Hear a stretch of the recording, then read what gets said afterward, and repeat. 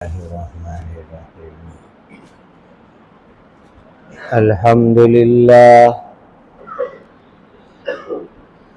الحمد للہ الذی ہدانا للاسلام اشہد ان لا الہ الا اللہ وحدہ لا شریک لہ واشہد ان سیدنا وشفیعنا ومولانا محمدا عبدہ ورسولہ صلوات اللہ تبارک وتعالی علیہ وعلی آلہ واصحابہ وذریاتہ واہل بیتہ واہل طاعتہ وبارک وسلم تسلیما کثیرا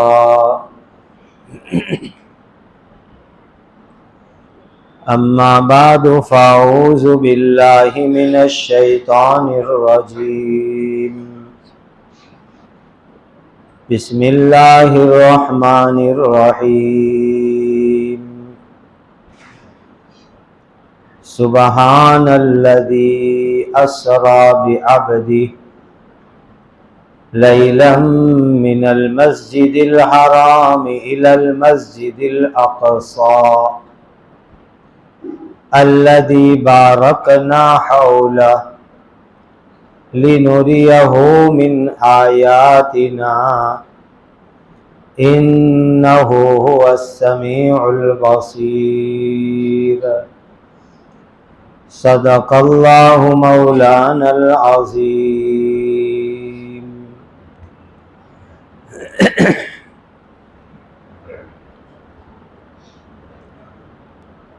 ایک سنت آپ کو بتلاتا ہوں۔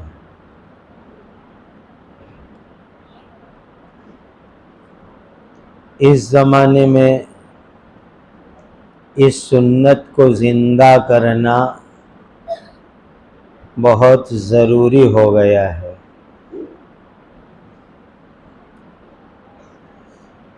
حدیث پاک میں آتا ہے کہ اللہ کے آخری نبی حضرت محمد الرسول اللہ صلی اللہ علیہ وسلم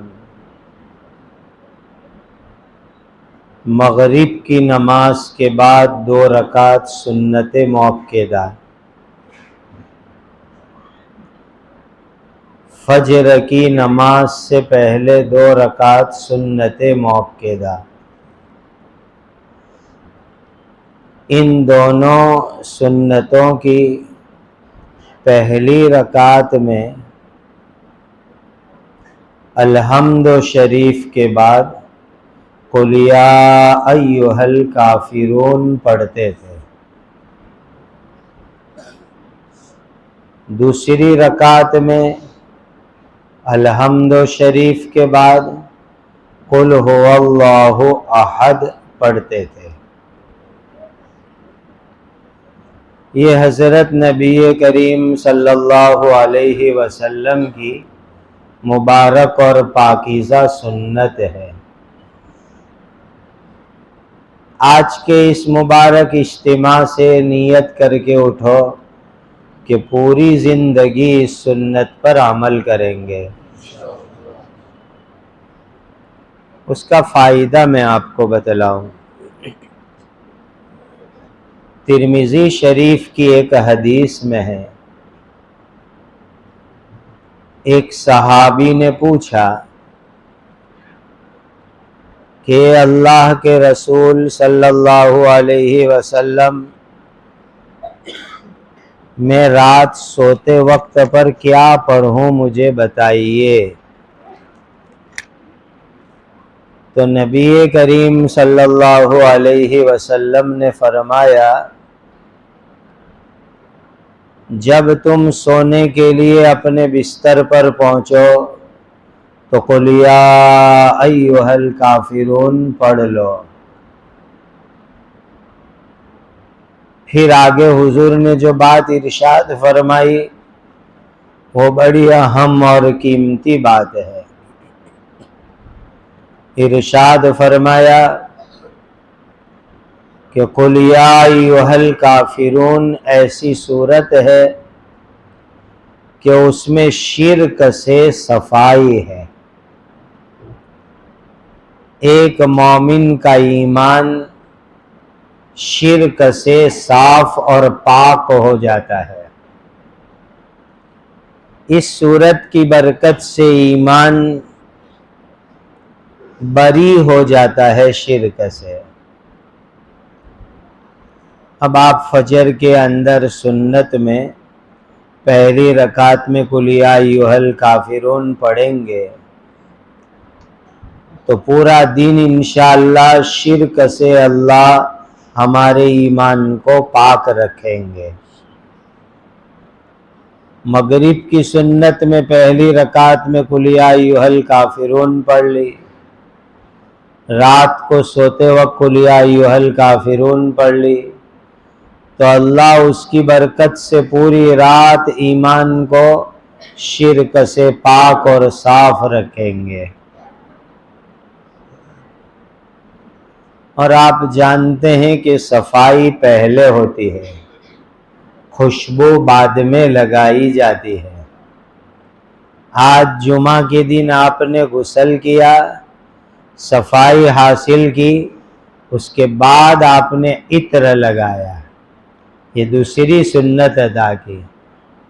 تو قل هو اللہ احد والی صورت میں ایمان کی مضبوطی ہے، ایمان کی پختگی ہے، ایمان کی انرجی اور وٹامنس ہے۔ تو پہلی رکعت میں قل یا ایھا الکافرون پڑھ کے شرک سے ایمان کو صاف کر دیا، دوسری رکعت میں قل هو اللہ پڑھ کے ایمان کی انرجی دل دماغ میں فٹ کر دی، تو انشاءاللہ اللہ ہمارے ایمان کو ارتداد سے بچا کر کے رکھیں گے۔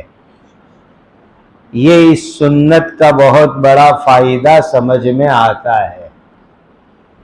اسی لیے آج کے ماحول میں جب کہ ہر طرف ایمان میں شرک کی ملاوٹ ہو رہی ہے،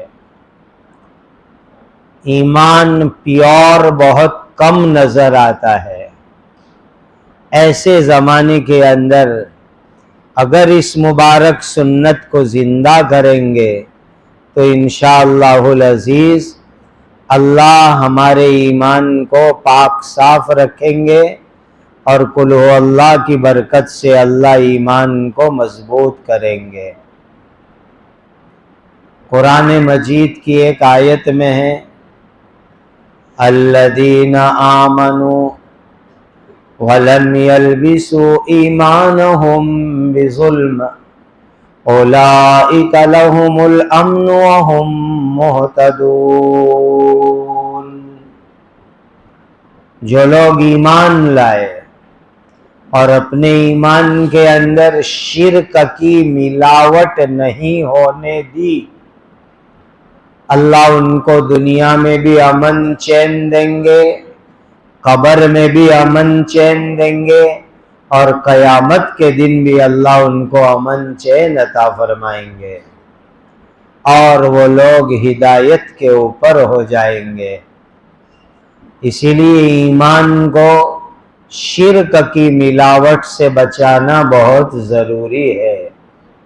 اور اس وقت دنیا کا جو ماحول ہے، یہ سارا گندا ماحول، باطل کی تمام سازشیں، پلاننگ بس ایک ہی بات کی طرف ہے کہ ہمارا ایمان پیور باقی نہ رہے، ہمارے ایمان میں شرک کی ملاوٹ ہو جائے، کفر کی گندگیاں مل جاوے۔ یہ ساری دنیا کی تمام شیطانی طاقتوں کے محنت کا خلاصہ ہے کہ مومن کا ایمان پیور باقی نہ رہے۔ اللہ میری، آپ کی اور ہماری قیامت تک آنے والے نسلوں کی ایمان کی سلامتی نصیب فرما۔ شرک اور کفر کی ملاوٹ سے اللہ تعالیٰ اپنے کرم سے بچا کر کے رکھے۔ اسی لیے بہت ضروری ہے آپ اس سنت کو آج سے زندہ کیجئے کہ فجر اور مغرب کی سنت میں پہلی رکعت میں قل یا ایھا الکافرون اور دوسری رکعت میں قل ھو اللہ احد، اور رات سوتے وقت بستر پر بیٹھ کر کے بھی ایک مرتبہ قل یا ایھا الکافرون ضرور پڑھ لیا کیجئے۔ اور حضرات علماء کرام سے ادب سے درخواست کروں گا کہ قل یا ایھا الکافرون اور قل ھو اللہ، یہ دو سورتوں کا گجراتی زبان میں ترجمہ، میننگ، مطلب لوگوں کو، عام مسلمان بھائیوں کو سمجھا دے وے، اردو میں سمجھا دے وے، لوکل لینگویج میں سمجھا دے وے، تاکہ جب یہ دونوں سورت قرآن میں پڑھیں گے، نماز میں پڑھیں گے تو اس کے میننگ کی طرف، اس کے معنی کی طرف، اس کے مطلب کی طرف ہمارا ذہن جائے گا تو انشاءاللہ ایمان ہمارا پاورفل ہو جائے گا۔ اللہ ہمیں یہ دونوں سنت پر عمل کا اہتمام عطا فرمائے۔ قرآن کے 15ویں سپارے کی پہلی آیت پڑھی ہے۔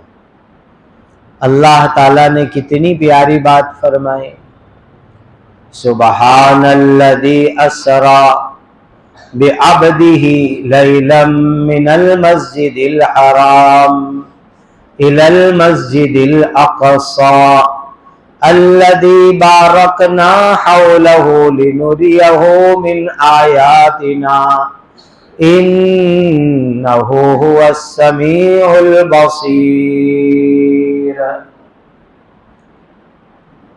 ان آیتوں میں اللہ نے اپنے آخری نبی حضرت محمد مصطفیٰ صلی اللہ علیہ وسلم کی معراج کے واقعے کو بیان فرمایا۔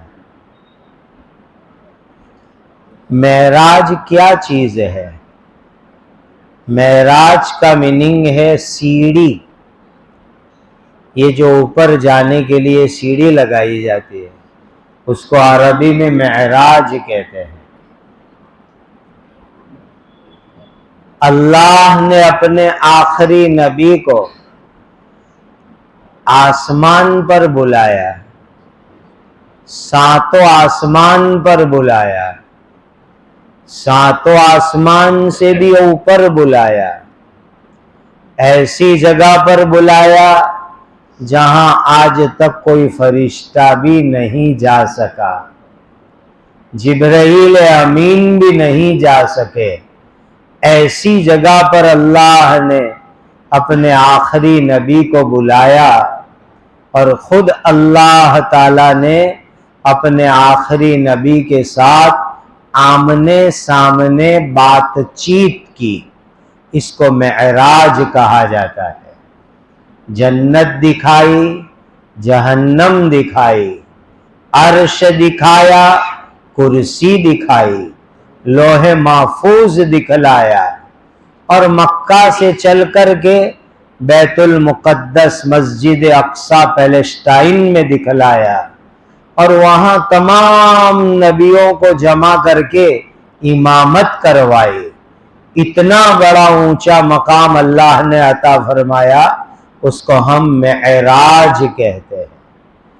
اور یہ معراج نبی کریم صلی اللہ علیہ وسلم کی تمام نبیوں کے اوپر فضیلت کی بہت بڑی دلیل ہے۔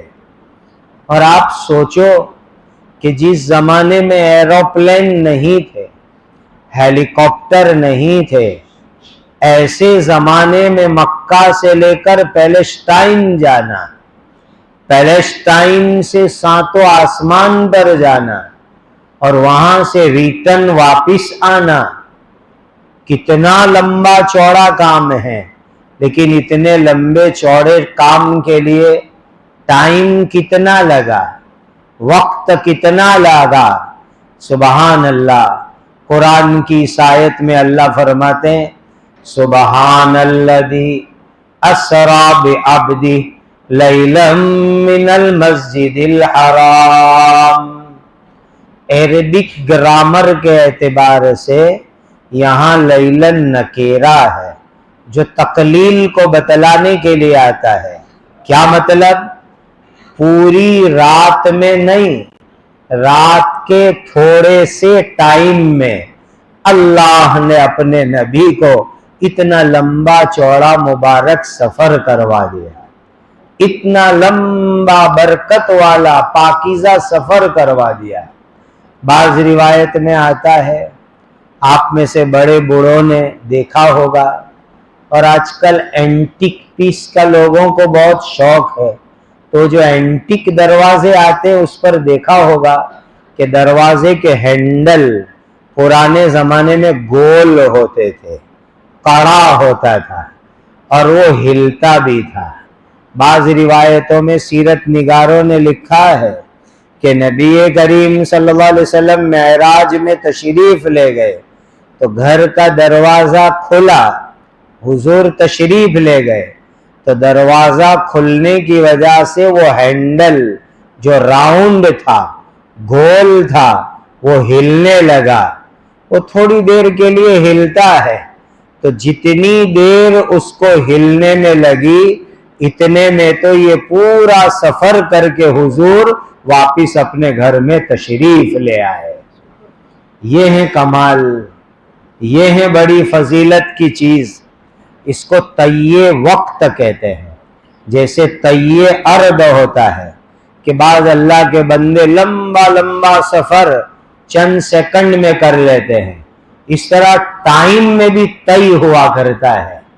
اور حضرت شاہ اسماعیل شہید رحمت اللہ علیہ کی یہ کرامت تو بہت مشہور ہے کہ عصر کی نماز پڑھ کے قرآن کی تلاوت شروع کرتے اور مغرب کی اذان تک میں پورا قرآن تلاوت کر لیا کرتے تھے۔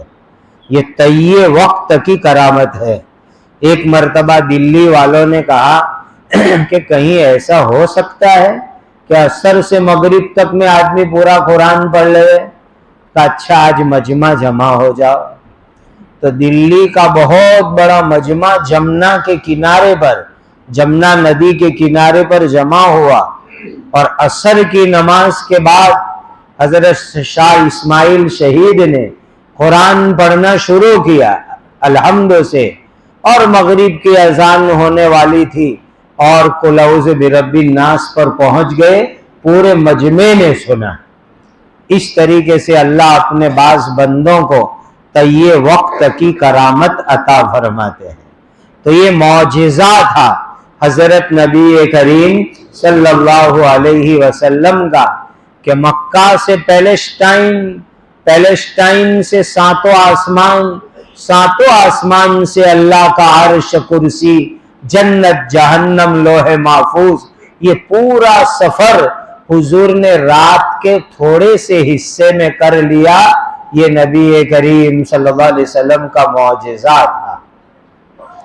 یہ معراج جو حضور کو نصیب ہوئی تو اس کے پیچھے کا راز میں آپ کو سمجھانا چاہتا ہوں۔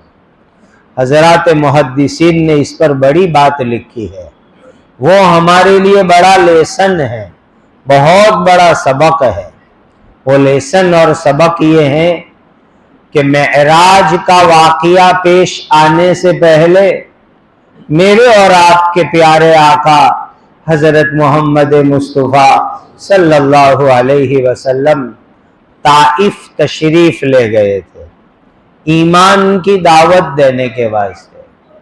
طائف والوں کو ایمان کی دعوت دی، لیکن طائف والوں نے میرے آقا کو پتھر مارے، قدم میں سے خون نکلا۔ آج بھی وہ نشان موجود ہے طائف میں، جہاں حضور کا خون مبارک گرا تھا، وہاں راؤنڈ سرکل میں نشان بنے ہوئے ہیں، اور وہاں جالی کا کارڈن موجود ہے کہ یہاں حضور کے خون مبارک کے قطرے گرے تھے۔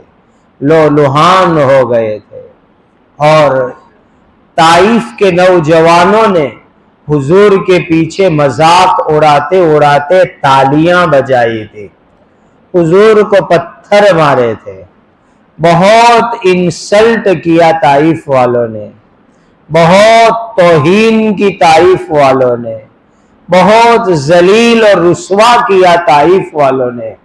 لیکن میرے دینی بھائیوں، یہ بات اپنے دماغ میں فٹ کر لو، جو آدمی اللہ کے واسطے، ایک اللہ کے واسطے تکلیف اٹھاتا ہے، ایک اللہ کے واسطے ذلیل ہوتا ہے، ایک اللہ کے واسطے اس کا انسلٹ ہوتا ہے، اللہ تعالیٰ کو یہ ادا اتنی پسند آتی ہے کہ اس بندے کو دنیا میں بھی انعام دیتے ہیں اور آخرت میں بھی انعام عطا کریں گے۔ یہ خدا کی شان ہے، خدا کا وعدہ ہے۔ وَالَّذِينَ جَاهَدُوا فِينَا لَنَهْدِيَنَّهُمْ سُبُلَنَا وَإِنَّ اللَّهَ لَمَعَ الْمُحْسِنِينَ۔ مولانا فرما رہے تھے نا کہ ہمارا علاقہ وادی غیر ذی زرع، تو مکۃ المکرمہ کیا تھا؟ دور دور تک پانی بھی نہیں تھا، درخت بھی نہیں تھے، انسانوں کی آبادی بھی نہیں تھی، دور دور تک کچھ نہیں تھا، لیکن ایک عورت ذات جن کا نام ہے ماں ہاجرہ، اور ایک دودھ پیتا ہوا بچہ اسماعیل، دونوں اس جنگل کے اندر قربانی دیتے ہیں، تو اللہ نے ان کی قربانی کی برکت سے قیامت تک آنے والے انسانوں کو زمزم عطا فرمائے، زمزم کی نعمت عطا فرمائی۔ اللہ کے لیے کوئی تکلیف اٹھاوے، اللہ کے لیے کوئی بھوکا پیاسا رہے، اللہ کے دین کے لیے ذلیل اور رسوا ہوئے، قسم خدا کی اللہ اس کو عزت عطا فرماتے ہیں، عزت کا مقام عطا فرماتے ہیں۔ حدیث پاک میں آتا ہے من تواضع للہ، جو اللہ کے لیے نیچا ہوگا، اللہ کے لیے تواضع کرے گا، اپنے آپ کو جھکائے گا اللہ کے لیے، اللہ کا وعدہ ہے رفعہ اللہ، اللہ اس کو اونچا مقام عطا فرمائیں گے، اللہ عزت اس کو عطا فرمائیں گے۔ اسی لیے دینی بھائیوں، اللہ کے دین کے لیے مصیبت اٹھانی پڑے، اللہ کے دین کے لیے تکلیف اٹھانی پڑے، اللہ کے دین کے لیے انسلٹ ہوئے، اللہ کے دین کے لیے ذلتی اور توہین ہوئے، اس کو خوشی خوشی برداشت کر لو، اللہ اس پر دنیا اور آخرت میں عزت کا اونچا مقام عطا کریں گے۔ اللہ ہمیں ہمیشہ عافیت سے رکھے، عزت میں رکھے، لیکن کبھی موقع آ جائے اور اللہ کے دین کے لیے ہو تو انشاءاللہ اس کو ہنسی ہنسی خوشی خوشی قبول کر لو۔ رمضان گرمی کا رمضان، صبر کا رمضان، لیکن بندہ جب اللہ کے لیے روزہ رکھے گا، بھوکا پیاسا رہے گا، تو اللہ نے کیا فرمایا؟ انما یوفی الصابرون انما یوفی الصابرون اجرهم بغیر حساب، صبر کرنے والوں کو اللہ بے حساب بدلہ عطا فرمائیں گے، بے حساب ثواب عطا کریں گے۔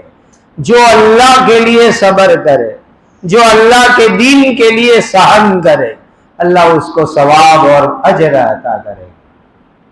تو میرے اور آپ کے آقا حضرت محمد مصطفیٰ صلی اللہ علیہ وسلم کو طائف والوں نے ذلیل کیا، طائف والوں نے رسوا کیا، انسلٹ کیا، خون نکلا، تکلیف ہوئی، لیکن اس تکلیف کے اوپر اللہ تعالیٰ نے نقد میننگ کیش، 2 انعام عطا فرمائے، دنیا میں 2 نقد کیش انعام عطا فرمائے۔ کیا انعام پہلا عطا فرمایا؟ میرے آقا طائف سے تشریف لا رہے، پتھر کھا کے آ رہے، ذلیل رسوا ہو کے آ رہے، مکہ کی طرف آ رہے۔ ایک جگہ ہے جہاں کھجوروں کی واڑیاں ہیں، اس کو بطن نخلا کہتے ہیں۔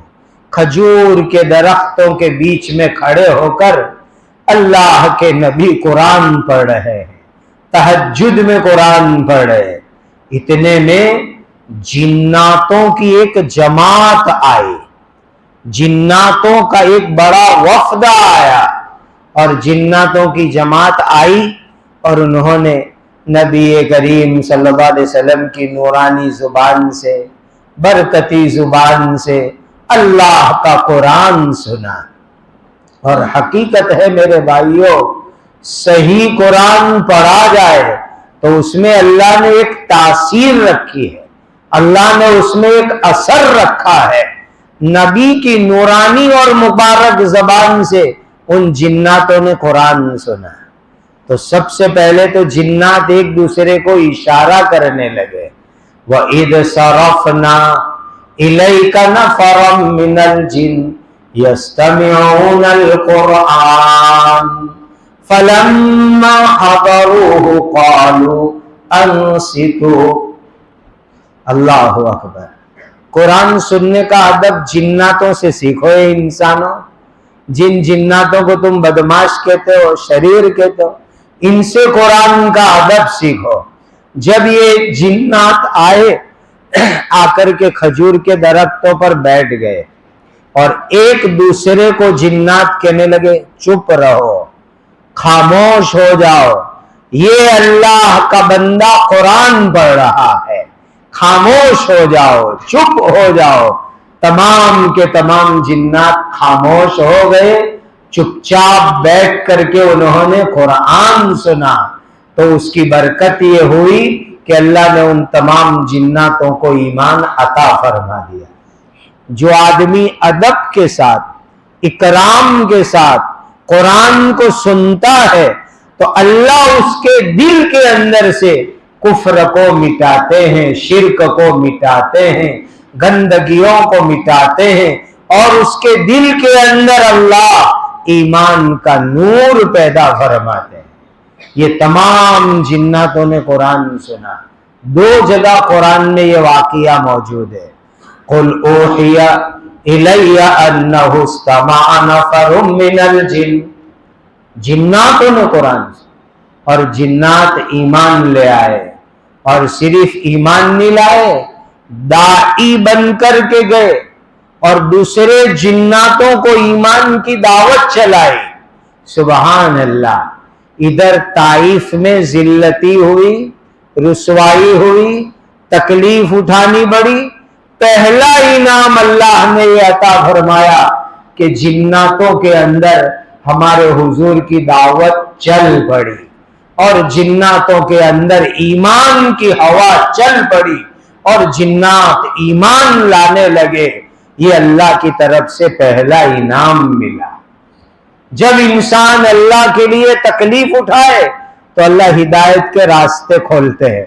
وَالَّذِينَ جَاهَدُوا فِينَا لَنَهْدِيَنَّهُمْ سُبُلَنَا، ہمارے لیے محنت کرو، اللہ کے دین کے لیے محنت کرو، اللہ ہدایت کی ہواؤں کو چلائیں گے، ہدایت کے دروازوں کو کھولیں گے۔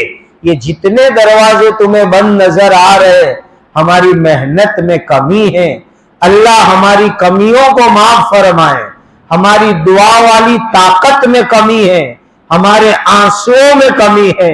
اگر راتوں میں اٹھ کر کے اللہ کے سامنے آنسو بہ جاوے، محنتیں ہماری صحیح ڈھنگ سے لگ جائے، یہ جتنے بھی دروازے بند ہیں، اللہ کی ذات پر یقین ہے کہ اللہ ہر جگہ ہدایت کے دروازے انشاءاللہ کھولیں گے، اور دروازے کھولیں گے، اور ہر جگہ ہدایت کی ہوائیں اللہ اپنے کرم سے انشاءاللہ پہنچائیں گے۔ کمی ہمارے اندر ہے، ہمیں اس کمی کی تلافی کی ضرورت ہے۔ تو یہ پہلا انعام ملا۔ دوسرا انعام کیا ملا؟ طائف والوں نے نبی جی کو ذلیل کیا، رسوا کیا، تو اللہ فرماتے ہیں کہ اے میرے لاڈلے نبی، یہ طائف کے ظالموں نے آپ کو ذلیل کیا، میں تم کو اتنی اونچی عزت عطا کرتا ہوں کہ آج تک کسی فرشتے کو بھی میں نے وہ عزت نہیں عطا کی، کسی انسان کو بھی عزت عطا نہیں فرمائی۔ طائف سے ذلیل ہو کے مکہ پہنچے اور تھوڑے وقت میں اللہ نے معراج کی نعمت عطا فرما دی، ساتوں آسمان پر بلا لیا، عزت کا اونچا مقام عطا فرما دیا۔ اللہ کے لیے تکلیف اٹھائی تو اللہ نے اس کے بدلے کے اندر آسمانوں کا سفر کرایا اور اپنے نبی کو جنت، جہنم، عرش، کرسی، لوح محفوظ ساری چیزوں کا نظارہ کرا دیا۔ میرے دینی بھائیوں، جو تکلیف اللہ کے لیے، جو ذلتی اللہ کے لیے، جو انسلٹ اللہ کے لیے، اس کے اوپر اللہ تعالیٰ دنیا میں بھی بدلہ دیتے ہیں اور آخرت کے اندر بھی بدلہ عطا فرماتے ہیں۔ یہ دو بدلے ہو گئے، ایک تیسرا بدلہ بتاؤں۔ آپ میں سے بہت سے نے دیکھا ہوگا، نام سنا ہوگا، عالم اسلام کے داعی کبیر جن کی سوانح چھپی ہے لسان الدعوت و تبلیغ کے نام سے، 3 جلدوں میں عربی میں، حضرت مولانا محمد عمر صاحب پالنپوری رحمت اللہ علیہ۔ میں نے حضرت کے بیان ایسے سامنے بیٹھ کر سنے ہیں۔ حضرت نے ایک بیان میں ارشاد فرمایا کہ میرے اور تمہارے آقا نے طائف کے اندر جو تکلیف اٹھائی اس کے اوپر اللہ کی طرف سے کیا انعام ملا، وہ تیسرا انعام سن لو۔ طائف کی تکلیف کے اوپر تیسرا انعام، اس وقت پورے ایشیا کے اندر، پورے ایشیا میں اور ایشین لوگ دنیا میں جہاں جہاں پر ہے وہاں ایمان ہے، مسجدیں ہیں، مدرسے ہیں، یہ پوری برکت ہے ہمارے حضور کے طائف میں پتھر کھانے کی، کہ اس طائف کے پتھر کی برکت سے اللہ نے ایشیا والوں کے لیے ایمان کے دروازے کھول دیے۔ اسی طائف میں قبیلہ بنو ثقیف تھا جس کے جوانوں نے میرے آقا کو پتھر مارے تھے۔ پہاڑ کا فرشتہ آیا اور پہاڑ کا فرشتہ آ کے کہتا ہے اے محمد آپ اجازت دے دو میں 2 پہاڑ کو آپس میں ملا دوں اور طائف والوں کو پیس کر کے میں قیمہ کر دوں۔ اس رحمت للعالمین نبی نے یوں فرمایا اگر یہ طائف والے ایمان نہیں لاتے ان کی اولاد ایمان لائے گی، ان کی نسل ایمان لائے گی۔ اسی طائف کے قبیلے بنو ثقیف میں ایک 16 سال کا نوجوان لڑکا محمد بن قاسم ثقفی، اللہ نے اس کو قبول فرمایا اور ہمارے ملکوں کے اندر جو ایمان کی بہار ہے، ایمان کی ہوائیں ہیں، وہ طائف کے اس 16 سال کے نوجوان محمد بن قاسم ثقفی کی محنتوں کی برکت ہے۔ یہ محمد بن قاسم سندھ آئے اور سندھ آ کر کے انہوں نے ایمان کی محنت شروع کی، اس کی برکت سے آج میں اور آپ مسجد میں بیٹھے ہیں، ایمان کے ساتھ بیٹھے ہیں، کلمے کے ساتھ بیٹھے ہیں۔ اللہ قیامت تک ہماری نسلوں میں اس کلمے کو باقی فرمائے۔ یہ طائف کی تکلیف کی تیسری نعمت اللہ نے حضور کو عطا فرمائے۔ دینی بھائیوں، بندہ جب اللہ کے لیے تکلیف اٹھاتا ہے اللہ دنیا میں بھی نوازتے ہیں، آخرت میں بھی نوازتے ہیں۔ طائف والوں نے حضور کو ستایا، ایمان قبول نہیں کیا، لیکن اس موقع پر جو دعا مانگی تھی نا حضور نے، وہ دعا بھی بڑی عجیب و غریب دعا ہے۔ اللہ اکبر، پتھر کھائے، زخمی ہو گئے، کوئی سہارا نہیں۔ آج بھی وہ پتھر طائف میں موجود ہے جس کے اوپر ٹیک لگا کر حضور بیٹھے تھے زخمی ہو کر کے، اور اللہ تعالیٰ سے کیا کہا؟ اس دعا کے اندر ایک جملہ ہے إِن لَمْ تَكُنْ سَاخِطًا عَلَيَّ فَلَا أُبَالِي إِن لَمْ تَكُنْ سَاخِطًا عَلَيَّ فَلَا أُبَالِي۔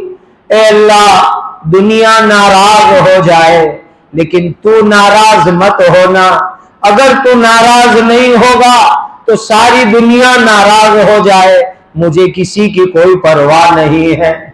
ان لم تکن ساخطا علی فلا ابالی، اے اللہ تو ناراض مت ہونا، دنیا ناراض ہو جائے، اگر تو راضی رہے بھلے ساری دنیا ناراض ہو جائے، مجھے دنیا کی ناراضگی کی کوئی پرواہ اور فکر نہیں۔ اللہ میرا اور آپ کا ایمان آج ایسا بنا دے، کس کو دنیا میں راضی کرو گے، کس کو دنیا میں خوش کرو گے؟ امپاسبل میٹر ہے، ناممکن چیز ہے سب کو راضی کرنا۔ یہ سارے چکر چھوڑو، اس کو راضی کرنا، اس کو راضی کرنا، اس کو خوش کرنا، سارے چکر چھوڑو، ایک اللہ کو راضی کر لو، ایک اللہ کو خوش کر لو، ایک اللہ کو راضی اور خوش کر لو، پھر کسی کو راضی کرنے کی ضرورت نہیں رہے گی۔ حدیث پاک میں آتا ہے کہ مخلوق کے دل اللہ کی 2 انگلیوں کے درمیان میں ہے، خدا کی 2 انگلی کے درمیان مخلوق کے دل ہے۔ وہ بالنگ کرنے والا کیسے اسپن کرتا ہے 2 انگلی سے بال کو، اللہ تعالی کے انگلیوں کے بیچ میں لوگوں کے دل ہے، خدا جب چاہے جدھر چاہے ادھر پھرا دیتے ہیں۔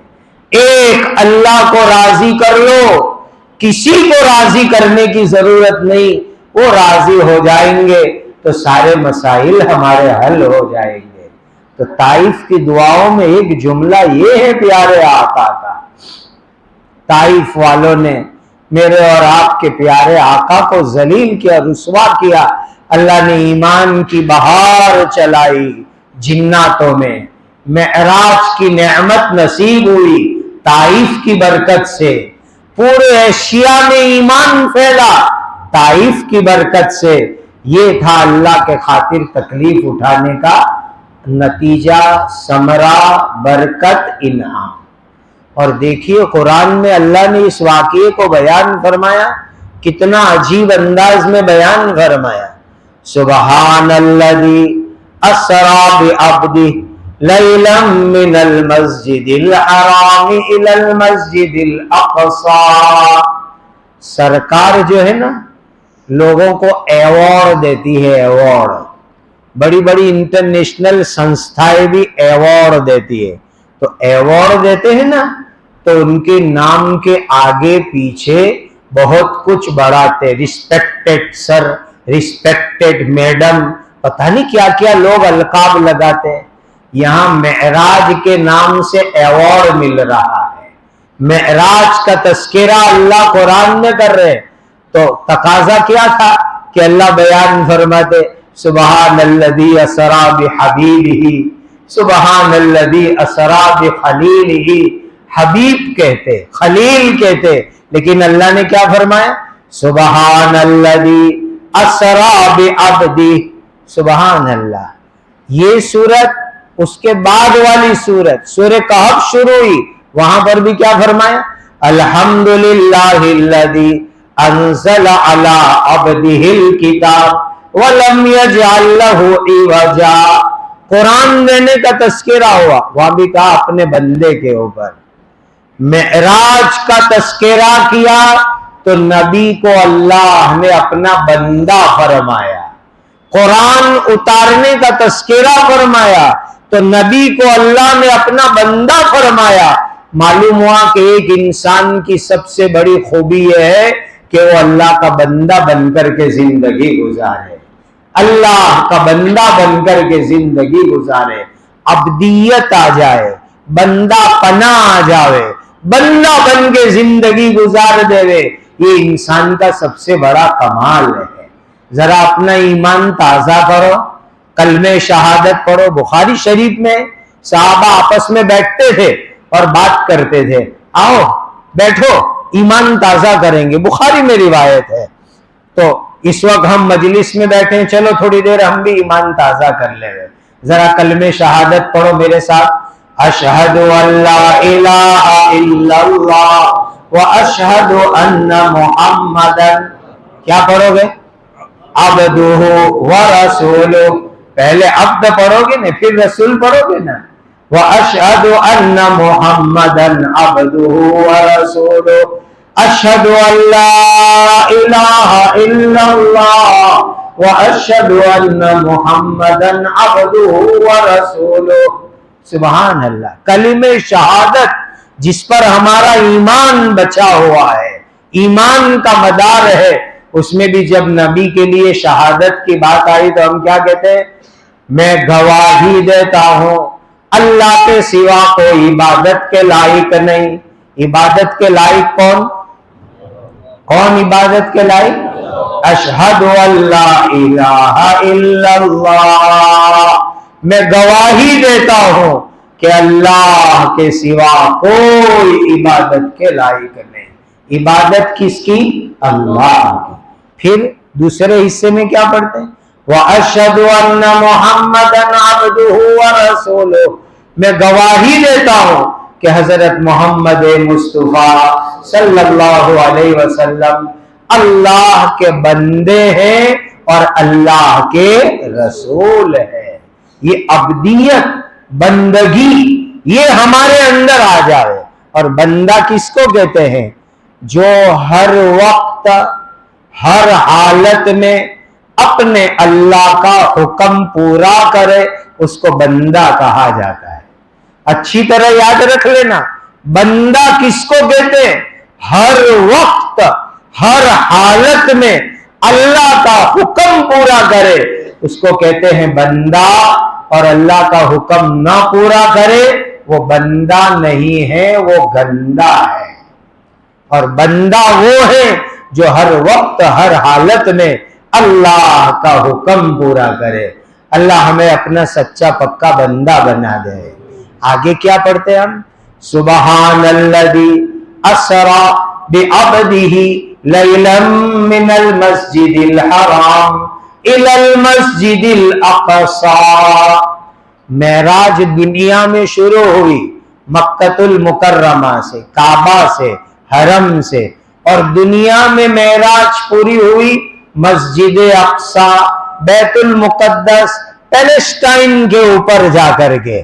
آگے اللہ کیا فرماتے ہیں؟ پیلسٹائن، مسجد اقصی، ملک شام کیا چیز ہے؟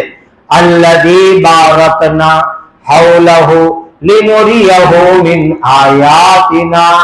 یہ پورا علاقہ برکتی علاقہ ہے.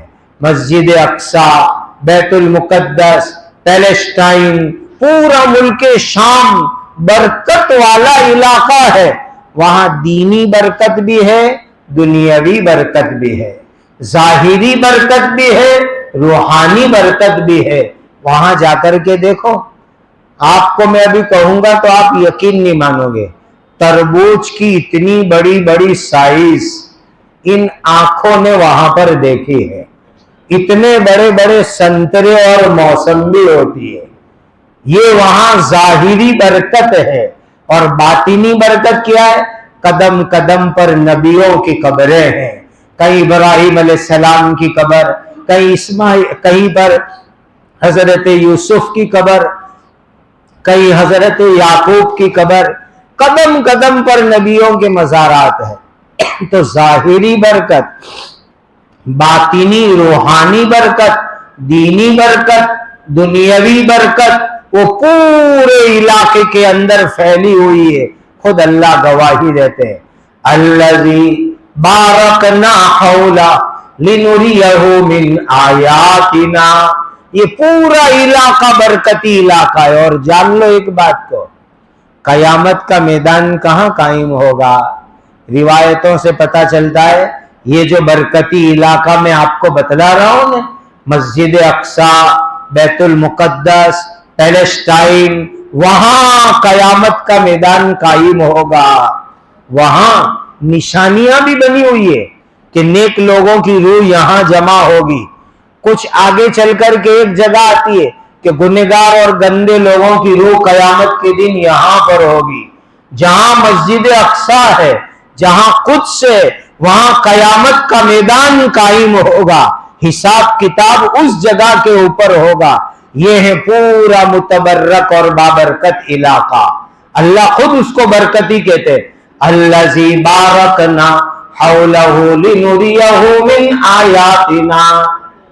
ایک بات اچھی طرح سمجھ لو، یہ پیلسٹائن میں، سیریا میں، شام میں، مسجد اقصی کے آجو باجو میں برکت آئی. کیسے برکت آئی؟ اللہ نے رکھ دی، لیکن ظاہری اسباب کیا ہوئے؟ ایک تفسیر کے مفسر نے بہت اچھی بات فرمائی. فرمایا کہ اللہ کے خلیل ابو الانبیاء حضرت ابراہیم علیہ السلام تمام نبیوں میں پہلا نمبر ہے ہمارے آقا حضرت محمد الرسول اللہ صلی اللہ علیہ وسلم کا. دوسرا نمبر ہے حضرت ابراہیم علیہ السلام کا. ایک مرتبہ حضرت ابراہیم علیہ السلام اپنی زندگی میں، ان کا وطن تو عراق تھا، لیکن عراق سے ہجرت کر کے پیلسٹائن آئے تھے. مدینۃ الخلیل ایک شہر کا نام ہے، وہاں ایک چھوٹا سا ٹیلہ ہے، اس پر ابراہیم علیہ السلام کی قبر ہے اور وہاں مسجد ہے، اور وہ حرم خلیل کہلاتا ہے. جیسے حرم مکہ ہے، حرم مدینہ ہے، تو حرم خلیل کہلاتا ہے ابراہیم علیہ السلام کی قبر کی آجو باجو والی جگہ. تو ابراہیم علیہ السلام کی قبر بھی وہیں پر ہے. ابراہیم علیہ السلام کو ایک مرتبہ اللہ تعالیٰ نے فرمایا، ابراہیم یہ فلانا پہاڑ ہے، وہاں ایک بہت اونچا پہاڑ ہے، کہ ابراہیم اس پہاڑ کے اوپر چڑھو اور چڑھ کر کے دور دور تک دیکھو، چاروں طرف دیکھو. ابراہیم جہاں جہاں تمہاری نظر پڑے گی، جہاں جہاں تم دیکھو گے، اس پورے علاقے کو اللہ نے فرمایا کہ میں برکت والا بنا دوں گا. نبی کی نظر پڑ جاوے، نبی کی نظر پڑ جاوے، اللہ پورے علاقے کو برکت والا بنا دے. اللہ کے کسی ولی کی نظر پڑ جاوے، قدم پڑ جاوے، اللہ اس علاقے کو بھی برکت والا بنا دیتے ہیں. اس لیے مسلمانوں، اولیاء اللہ کے ساتھ تعلق رکھو، زندہ ولیوں سے تعلق رکھو، زندہ ولیوں کے پاس جاؤ، زندہ ولیوں کے کانٹیکٹ میں رہو اور زندہ ولیوں کے ساتھ رہو. ان کی نظر کی برکت سے، ان کی کمپنی کی برکت سے، ان کے ساتھ بیٹھنے کی برکت سے اللہ ہماری دل کی دنیا کو انشاءاللہ بدل دیں گے اور اس کو بنا دیں گے اللہ تعالیٰ. تو یہ جو پورا علاقہ برکتی ہے، الذی بارکنا حولہ لنریہ من آیاتنا انہ هو السمیع البصیر. ابراہیم علیہ السلام کی نظر کی برکت پورے علاقے کو اللہ تعالیٰ نے متبرک، مقدس، پاکیزہ بنا دیا. اور ایسے کتنے انسانوں کی مثال ہے، گندے تھے، سڑیلے تھے، بگڑے تھے، اللہ کے کسی ولی کی نظر پڑی اور زندگی بدل گئی، لائن پر آ گئے، بن گئے، صحیح راستے کے اوپر آ گئے. معراج میں گئے تو اللہ تعالیٰ سے ملاقات ہوئی. بس یہی ایک بات سنا کر کے ہم دعا کر لیتے ہیں، اللہ سے ملاقات ہوئی. جب بڑی ملاقات ہوتی ہے تو گفٹ دیتے لیتے ہیں، تحفے ہدیے دیتے لیتے ہیں. اللہ سے ملاقات ہوئی، ساتوں آسمان کے بھی اوپر اللہ جانے کس جگہ پر ملاقات ہوئی، عرش کے بھی آگے، کرسی کے بھی آگے، اکیلے حضور تشریف لے گئے اور اللہ سے ملاقات ہوئی. اللہ نے 3 تحفے عطا فرمائے، 3 تحفے، 3 گفٹ عطا فرمائی. پہلی گفٹ یہ عطا فرمائی، اے محمد صلی اللہ علیہ وسلم 50 نماز کا تحفہ لے کر کے جاؤ. 50 نماز عطا فرمائی. دوسری گفٹ عطا فرمائی، سورہ بقرہ کی آخری آیتیں جو ہم قبرستان پڑھتے ہیں نا، وہ روز رات کو عشاء بعد پڑھو، حدیث میں آتا ہے، بخاری شریف میں حدیث ہے، آمن الرسول بما انزل الیہ من ربہ والمؤمنون کل آمن باللہ وملائکتہ وکتبہ ورسلہ لا نفرق بین احد من رسلہ. ختم تک. یہ سورہ بقرہ کی آخری آیت ہے. बुखारी शरीफ की हदीस में जो आदमी रात को इसको ईशा के बाद पढ़ेगा, अल्लाह ताला पूरी रात की इबादत की तरफ से उसकी किफायत करेंगे, हर तकलीफ से उसकी किफायत करेंगे। हदीस में किफायत के अल्फाज है, शुर्रा ने उसकी ये तौजीह की है कि रात भर की इबादत की तरफ से काफी, तकलीफों से हिफाजत के लिए काफी। इसलिए रोजाना रात को ईशा के बाद ये आखिरी आयतें पढ़ने का मामूल बना लो, अजीब फायदा होगा। आमनर रसूल से लेकर फंसुरना अलल कौमिल काफिरीन वहां तक अजीब है कि पूरा कुरान अल्लाह ने दुनिया में उतारा है, जिब्राइल लेके आए, लेकिन सूरह बकरा की आखिरी आयत मेराज की मुलाकात में अल्लाह ने आसमानों के ऊपर ये चीज अता फरमाई। और तीसरी नेमत क्या अता फरमाई? ए मोहम्मद सल्लल्लाहु अलैहि वसल्लम, अपनी उम्मत को ये कह देना, ये तोहफा लेकर के जाओ कि जो आदमी अपने आप को शिर्क से बचाएगा, मैं उसके गुनाहे कबीरा को भी माफ कर दूंगा। ये अल्लाह ने तीसरा तोहफा अता फरमाया। अपने उम्मतियों को कह दो कि शिर्क से अपने आप को बचा लो, मैं तुम्हारे बड़े बड़े गुनाह भी माफ कर दूंगा। ये भी मेहराज का तोहफा है। आज अलग अलग रास्तों से शिर्क आ रहा है, अलग अलग तरीकों से शिर्क आ रहा है। अपने आप को शिर्क से बचाओ, औलाद को शिर्क से बचाओ, अल्लाह बड़े से बड़े गुनाह भी इंशाअल्लाह माफ फरमा देंगे। और ये सूरह बकरा की आखिरी आयतें रोजाना रात को पढ़ने का मामूल बनाओ। और 50 नमाज का तोहफा लेकर हुजूर आए तो छठे आसमान पे मूसा अलैहिस्सलाम मिले। कहा मोहम्मद सल्लल्लाहु अलैहि वसल्लम क्या तोहफा लाए? तो कहा 50 नमाज।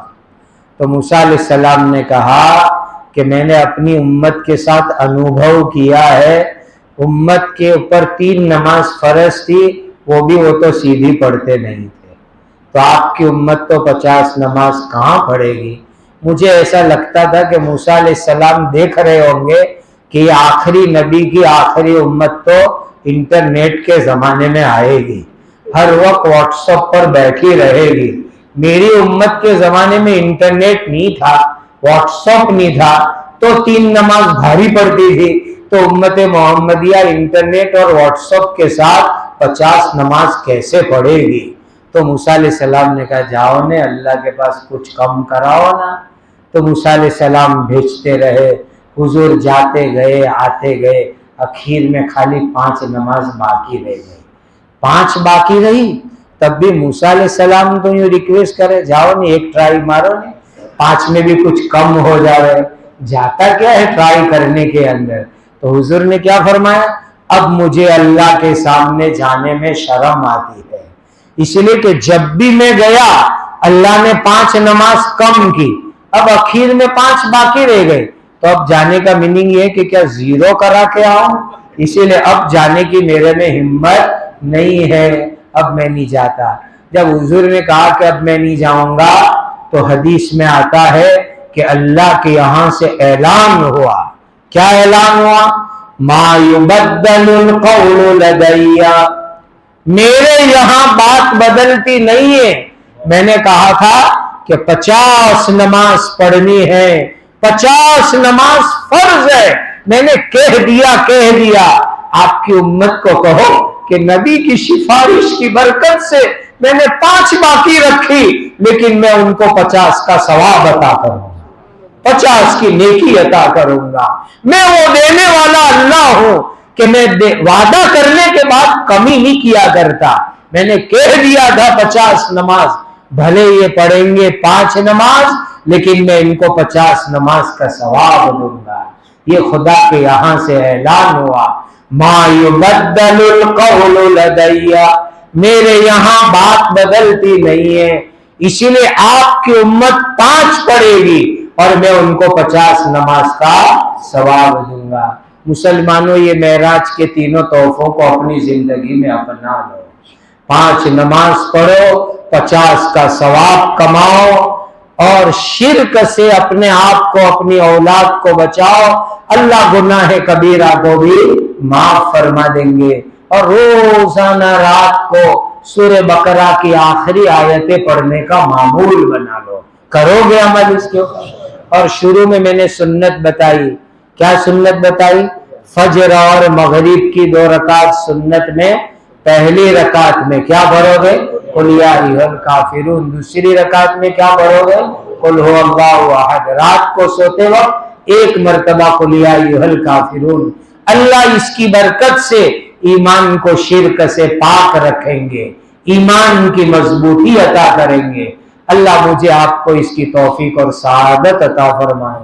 ہمارے جمع ہونے کو، کہنے سننے کو اللہ تعالیٰ قبول فرمائے۔ اس مجلس کو اللہ بے انتہا قبول فرمائے، ہم سب کے لیے اپنی رضا اور خوشنودی کا ذریعہ بنائے۔ وآخر دعوانا ان الحمد للہ رب العالمین۔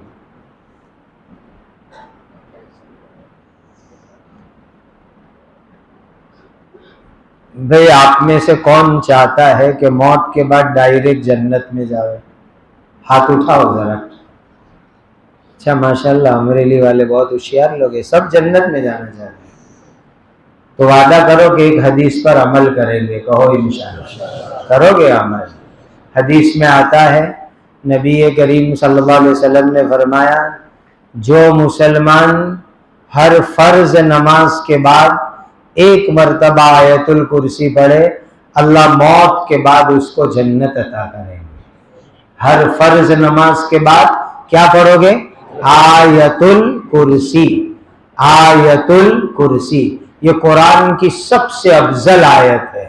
اللہ لا الہ الا هو الحی القیوم لا تأخذہ سنۃ ولا نوم لہ ما فی السماوات وما فی الارض من ذا الذی یشفع عندہ الا بإذنہ یعلم ما بین ایدیہم وما خلفہم ولا یحیطون بشیء من علمہ الا بما شاء وسع کرسیہ السماوات والارض ولا یؤودہ حفظہما وہو العلی العظیم۔ ہر نماز بعد پڑھو، کہو انشاءاللہ۔ اور بخاری شریف میں ہے کہ رات کو سوتے وقت پر بستر پر بیٹھ کر کے بھی آیت الکرسی پڑھو، اللہ اس کی برکت سے پوری رات ہماری حفاظت کریں گے۔ تو کم از کم 6 مرتبہ آیت الکرسی پڑھو گے آج سے، ہر نماز بعد 1 مرتبہ، اور رات کو سوتے وقت پر 1 مرتبہ دعا کر لو۔ دعا کا طریقہ سیکھ لو، حدیث پاک میں آتا ہے، رمضان بھی آ رہی ہے، دعا کا طریقہ سیکھ لو۔ حدیث میں آتا ہے پہلے اللہ کی حمد کرو، اس کے بعد درود شریف پڑھو، پھر دعا کرو، اور دعا ختم کرتے کرتے درود شریف پڑھو۔ الحمدللہ رب العالمین، الحمدللہ رب العالمین، الحمدللہ رب العالمین۔ اللہم صل علی سیدنا محمد وعلی آل سیدنا محمد صلاۃ تنجینا بہا من جمیع الاحوال والآفات وتقضی لنا بہا جمیع الحاجات وتطہرنا بہا من جمیع السیئات وترفعنا بہا عندک اعلی الدرجات وتبلغنا بہا اقصى الغایات من جمیع الخیرات فی الحیات وبعد الممات انک علی کل شیء قدیر۔ یا ذا الجلال والاکرام، یا ذا الجلال والاکرام، یا ذا الجلال والاکرام، یا ارحم الراحمین، یا ارحم الراحمین، یا ارحم الراحمین۔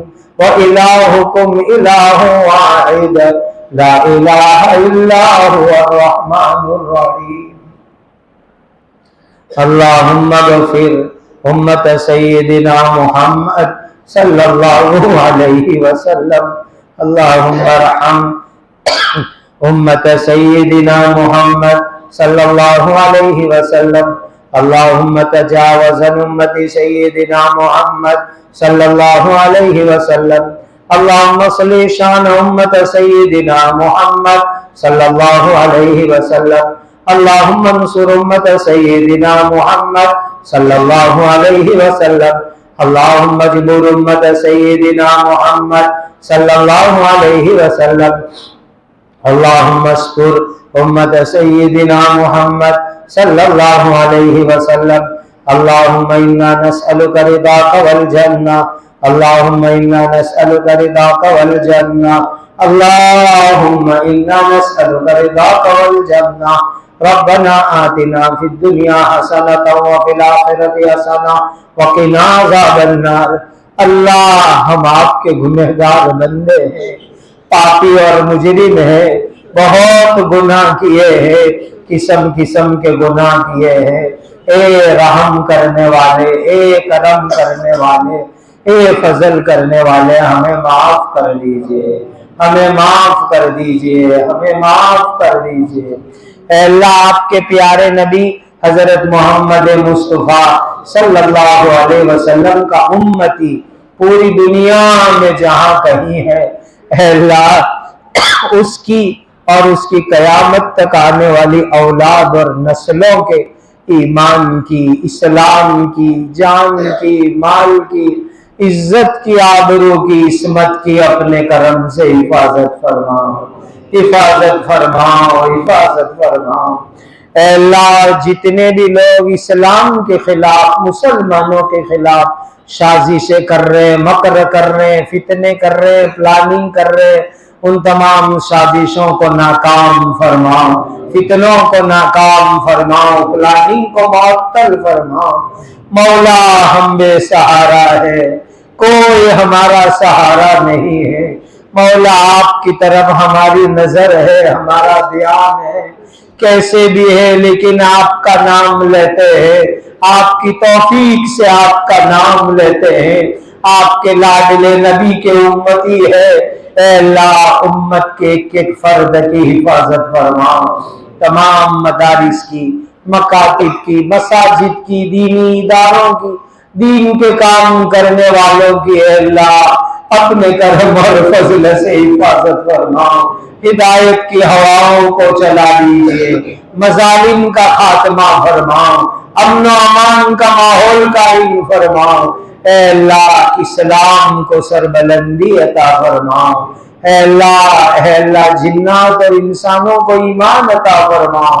ہمیں نمازوں کا خشوع عطا فرماؤ، رذائل سے پاک فرماؤ، آپ کی ذات سے صحیح تعلق عطا فرماؤ. زندگی میں بار بار مکہ مدینہ کی حاضری عطا فرماؤ. بیماروں کو شفا عطا فرماؤ، اجڑے ہوئوں کو آباد فرماؤ، ہر ایک کو حلال برکت والی روزی عطا فرماؤ. پیارے آقا حضرت محمد مصطفیٰ صلی اللہ علیہ وسلم نے جتنی خیر مانگی ہمیں اور پوری امت کو عطا فرماؤ. نبی کریم صلی اللہ علیہ وسلم نے جن شرور سے پناہ چاہی اے اللہ ہماری اور پوری امت کی حفاظت فرماؤ. مولا آج تک آپ سے مانگ کے محروم نہیں ہوئے، یہ سوالی ہاتھ آپ کے دربار میں اٹھے ہیں، آپ کے گھر میں بیٹھے ہیں. مولا آپ کے خزانوں میں کوئی کمی نہیں ہے. اے دعاؤں کو قبول کرنے والے، اے بگڑی کے بنانے والے، اے اللہ رحم کرم کرنے والے، ہماری دعاؤں کو قبول فرما لیجئے، ہماری دعاؤں کو قبول فرما لیجئے، ہمارے جمع ہونے کہنے سننے کو قبول فرما لیجئے.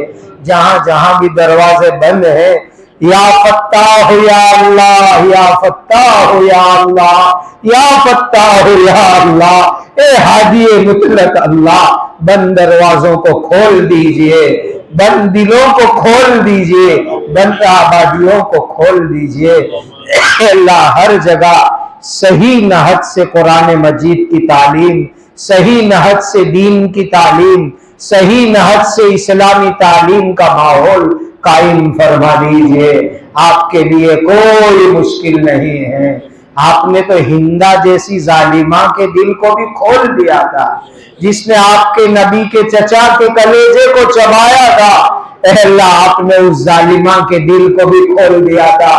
آج اسی ہدایت کے واسطے سے بھیک مانگتے مولا. جہاں دل بند ہے، دماغ بند ہے، دروازے بند ہیں، اپنے کرم سے دروازے کھول دیجئے اور دین کی نقل و حرکت، دین کی اشاعت کو عام فرما دیجئے۔ رب کریم ہمیں اپنے دین کے لیے قبول کر لیجئے۔